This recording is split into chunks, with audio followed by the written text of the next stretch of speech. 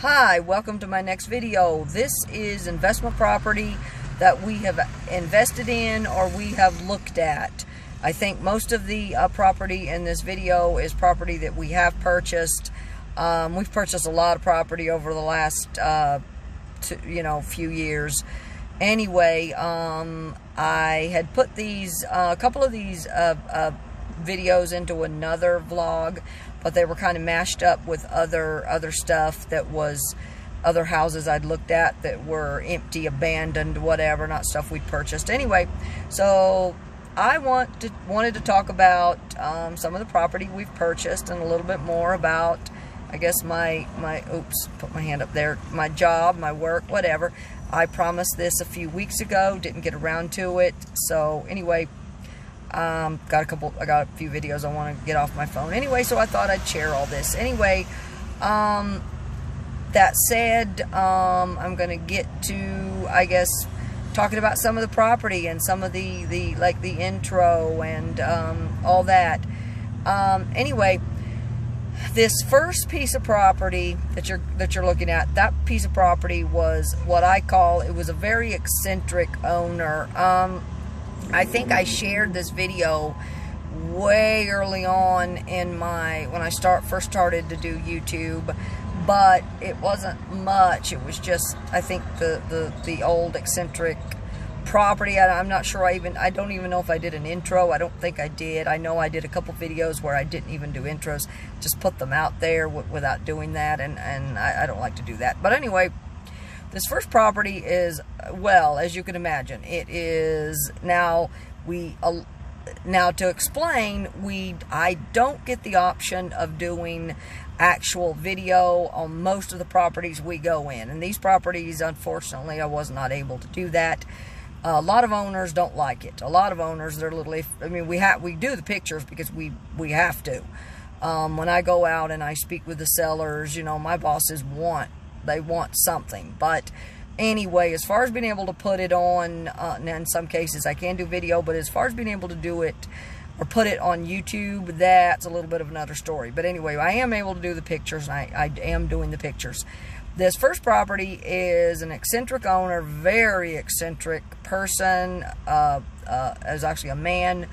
And I'm not, I think part of the eccentricities, or whatever you want to call it, eccentricities, came from his late wife, possibly. But at least that was my gathering. Anyway, it's just a very odd house. I was able to take a lot of pictures. I may have done video with this one, but I don't know what happened to it. Once I send the video over to my bosses, that's usually it. It's considered their property at that point. Anyway, don't remember how much, and my uncle and his business partners, I work for my uncle. My uncle is also my boss, and his business partners, he has several.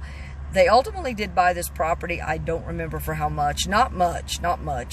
Aside from the really crazy, the way it looked, and obviously it needed a lot of updating because of the eccentricities, and it just looked weird. I mean, it was just a weird house. Very weird, just very weird. But anyway, it was in Georgia, I believe. We purchased a lot of properties in South Carolina, Georgia, Tennessee, North Carolina. We do some in Virginia, some in Kentucky as well, but it's primarily Georgia, South Carolina, Tennessee. That's primarily where we purchased our properties. Anyway, this particular property, I believe, is in Georgia, and just very weird. Anyway, thought I would introduce this first piece of property, and then I'll go to the next pieces of property.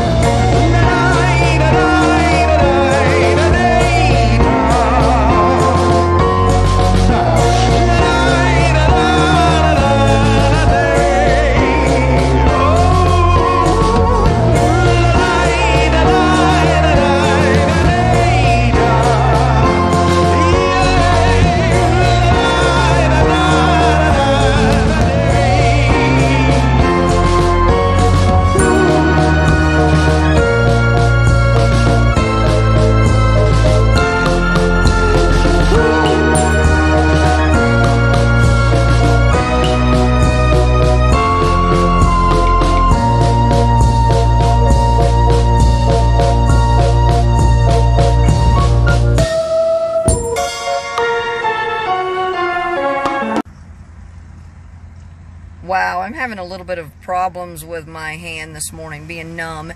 Anyway, this next piece of property was a piece of property that we purchased in North Carolina, and it was an older house, needed a lot of work. I think it was not particularly old. It was only built, I think, in the 1950s, but it was built onto. And the first section of it, I think, was built in around early 50s, and the second section was built in the late 60s or mid 60s or something like that. Anyway, so it started out, I think, as a, oh, excuse me, there's a fly. Oh man, that bothers me. Anyway, the first, it started out as a 1-bedroom, I believe, and then of course they increased it to 3 and added an attic and whatnot. But anyway, it needed tons of work, and it had started to fall into disrepair. I don't think we gave, I think my bosses only gave like $10,000 for it, because it did need a lot of work and tons of work. And that's the way the investment industry is, the way it goes. But anyway, and so that said, they did put that house back together. I do not have the finished product on that house. Anyway, but that was purchased about 4 or 5 years ago. The first piece of property that you saw with the eccentricities, now that was purchased, I think, only about a year ago. So they're not even done with the restoration of that, because we usually run, like, you know, they can run several projects at one time. Anyway, but this piece of property was purchased about 5 years ago, restored, rebuilt, remodeled, and resold. And I think it was resold. It wasn't a particularly big house, and not in the best location. And I don't remember how much they sold it for. I think it was around $120,000 or no, that can't be right. Probably around $150,000, I think. And they put about $50,000 or $60,000 worth of work into it, which, of course, we have people on staff that do a lot of the work as well. And back then, my ex-husband was able to do a lot of the work. He does building maintenance. He completely rebuilt my house. Anyway, the house needs a lot more now. Exterior, which he can't do, and he can't do now, even if he wanted to, with his health, with his diabetes and his health. But anyway, so that house was sold probably four years ago. It didn't take that. I don't think it took that long to put it back together. Purchased in North Carolina. Anyway, so I'll go to the next one.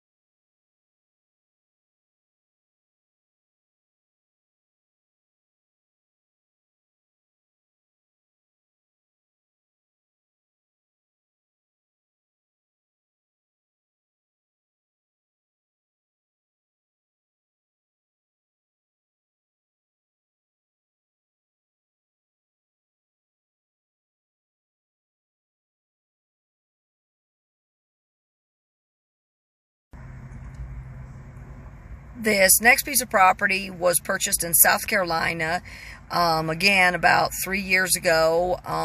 Don't remember, and that's an older house. I think it was built also in the 40s or 40s, I think.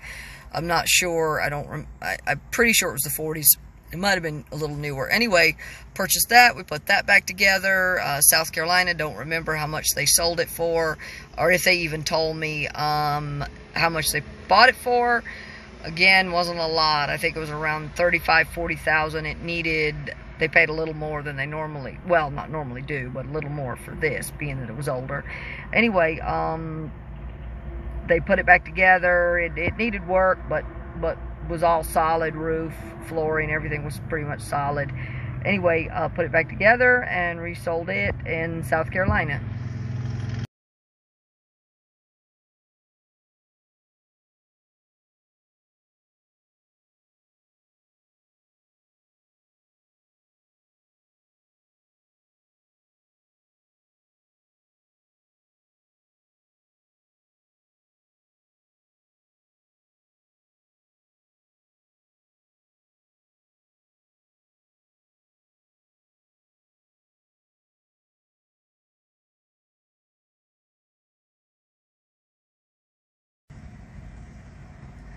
Oops, I skipped one. There's one piece of property there, and that's the one I skipped. Don't remember much about this property. We purchased that a couple of years ago, again in Georgia.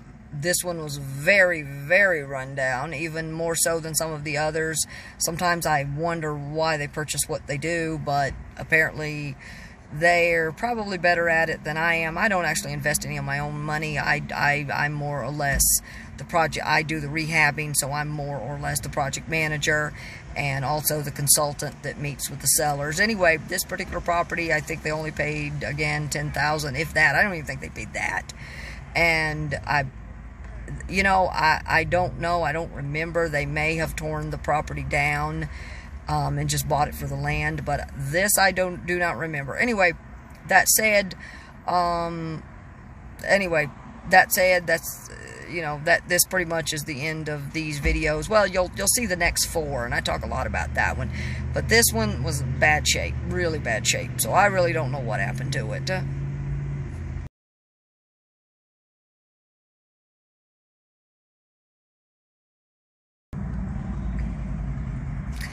These last 4 videos are of a house in Lounsville, South Carolina. Hands down, this was one of my favorite pieces of property that I looked at. It was just my favorite all the way around. From the time I found the house, it was actually listed with a realtor. The house itself was built in 1920. There's about over 400 acres with it. Hands down, one of the best pieces of property I found. It's out in the middle of nowhere. Anyway, it was one of my favorites. It was not one of my favorites when it come to researching the history of the property. That was not my favorite. I went to Abbeville County. I had to make more than one trip to Abbeville County courthouse to try to get information, a history on the property. There wasn't a lot of history on the property because apparently the records burned in 1924, and for that area, Lounsville, where the records were stored, I think, was just right there in Lounsville, and the records, whatever you want to call it, department or whatever, office, burned in 1924, and so they didn't really know when the house was exactly built. The appraiser, it was all estimated to be around 1920. In fact, they didn't even require property to be even listed with the county records people until the year 2000. I was absolutely stunned. But the house was put into the records in 1987, and the first appraiser had put it at around the year 1920, and then our appraiser put it at around 1920. The house had good roof, solid flooring, big house, huge house. It was somewhat creepy. It was a house that I never really wanted to stay in. I think part of it might have been the fact that there's just so much wildlife around there that it was noisy. I mean, and I know there were probably bears. I know there were probably mountain lions. A lot of people say there aren't any mountain lions in South Carolina, but some have actually have video of there being mountain lions in South Carolina. I know I found tracks, big animal tracks, and I don't think that they were bear. I do believe they were of a big cat. I know one day when I went to look at the property, because I first looked at the property before contacting the realtor to actually walk through and get more information on the house.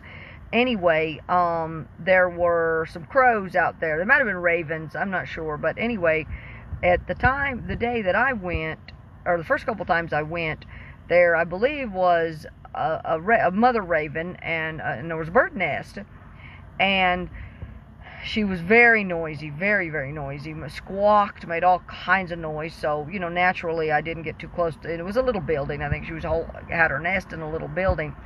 About a week or two later, I went back, and I did not see or hear the mama bird, didn't hear any babies, nothing. And one of the birds, I don't know if it was the mama bird or the daddy bird, I don't know, but one of the crows or ravens was sitting up in a tree and just squawking the most horrible, god-awful squawk I had ever heard. And he or she did not let up. It was just constant. I mean, just like all day. I mean, the whole time I was there, it was just screeching.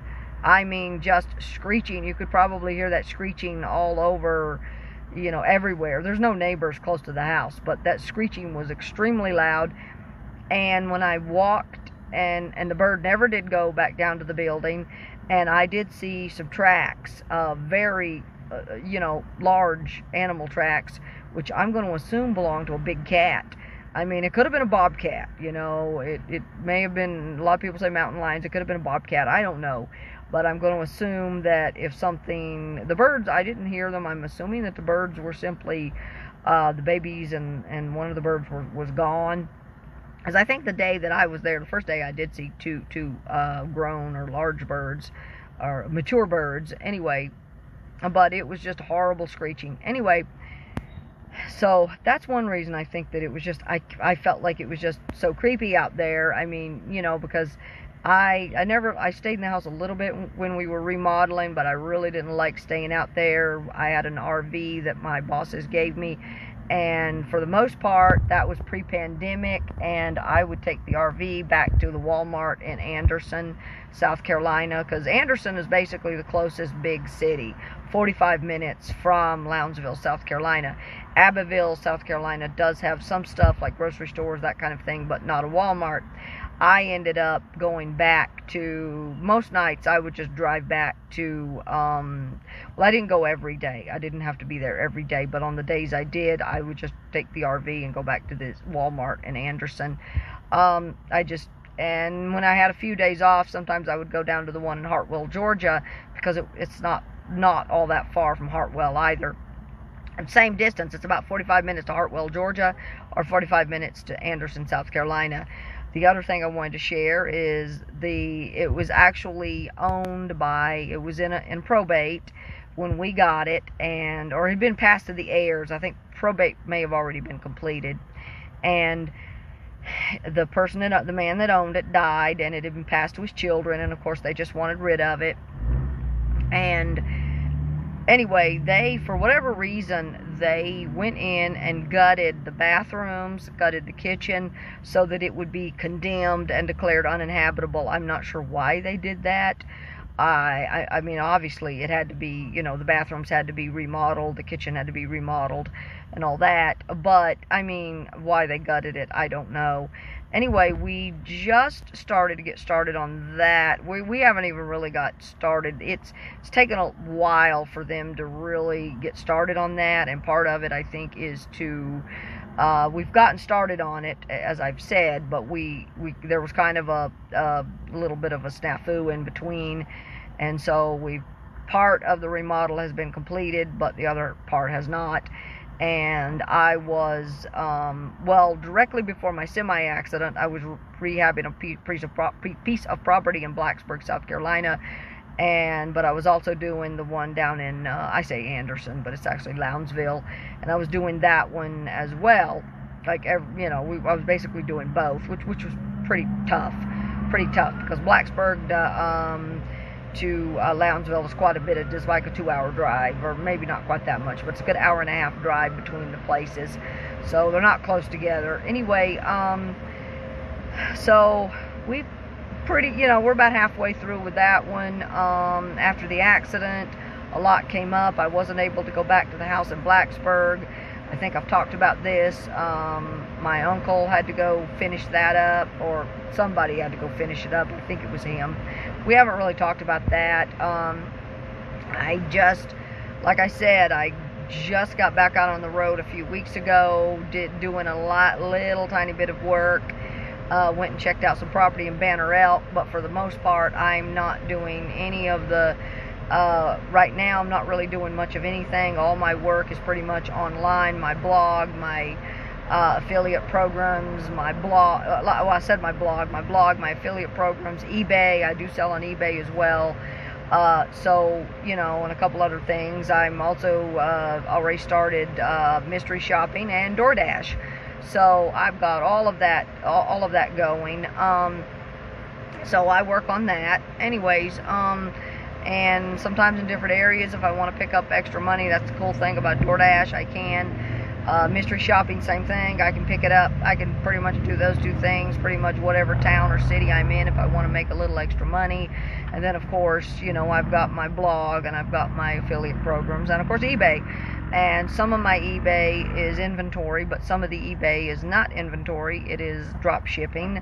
I started that a long time ago. Got out of eBay, went back to eBay. It's been off and on with that one. It's usually, you know, I prefer to buy my own inventory and keep it, as opposed to drop shipping. But I will do drop shipping in you know, when I'm out of the area. So anyway, as far as the house goes, we're not quite done with that. Lounsville, South Carolina. It's a gorgeous house. But again, creepy. I found the house to be creepy. I don't know any other way to put it. I found it to be creepy. Anyway, that said, I'm here in a little place in a little gas station, 24-hour gas station in Shadron, Nebraska. And I'm ready to start my day, but I wanted to pull this last video together. I'm trying to get some of the stuff I want to share. I want to get it off my phone and share it. Anyway, I got to start my day now. It's getting very hot. I think it's going to be over 100 degrees today, so it's time for me to get started. And yesterday I had to run my AC, but not the whole day, but about half the day, so very hot. Anyway, like I said before, I tolerate the heat pretty well, but getting out and really walking or exercising in it, I can just get out in little spurts, and you know, I don't have to run my AC the whole time, but as far as getting out and walking in it, wow, I really can't do that. It's just too hot. Over 100 degrees. Wow. Anyway, so I will end this video now, and I'll be back with you guys in the next video. The next video is definitely going to be me going from Shadron, Nebraska down to hopefully Valentine, Nebraska, doing the Bridges to Buttes Byway. So that said, I hope everyone has a good week. God bless. Peace.